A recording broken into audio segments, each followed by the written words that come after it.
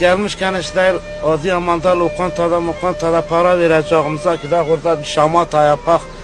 Biraz hava maha orada yemeğimizi karnımızı doyurak. Ondan sonra çekak gidelim. İşte beleşe gelir ha.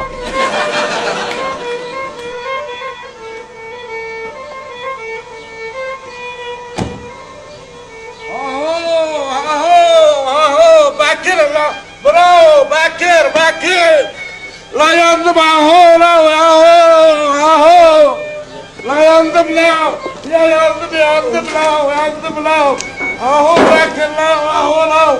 Ne kadar sevmiş bu Beko'yla bunu. Yani yandırmışlar, yanmış, ciğeri yanmışlar, ciğeri yanmış. Baba ciğeri yanmış. Anladın mı? Ciğeri yanmışlar, ciğeri yanmışlar.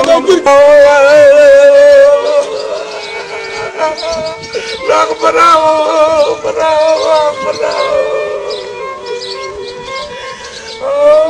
Yandım. Yandım la Bekir la, yandım la.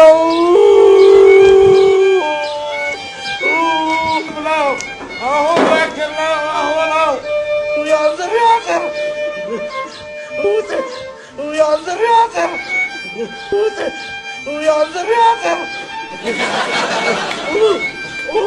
Ulan sen yandım la. La yandım ben sen yandım. Karım hakikat yanıyor la. Yani.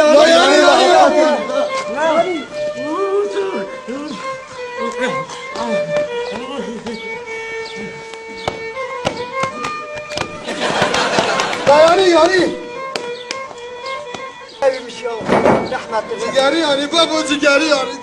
Bak kim gitti lan? Hakikat yandı la, hakikat yandı la. Ateş atmış sırtına. Bekir'e.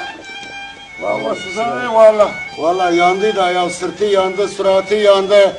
Ya ciğeri yanmış ya. Bizim de öyle. Baba Hakkı helal et. hakkıyla halal et bu. Halal olsun. Allah bak. Hadi bak. Ya bana yeri o yemeğin de lazım yok. Yemek yok değil, başımıza analar geldi. Gezdiler baba, her tarafım yani yeri.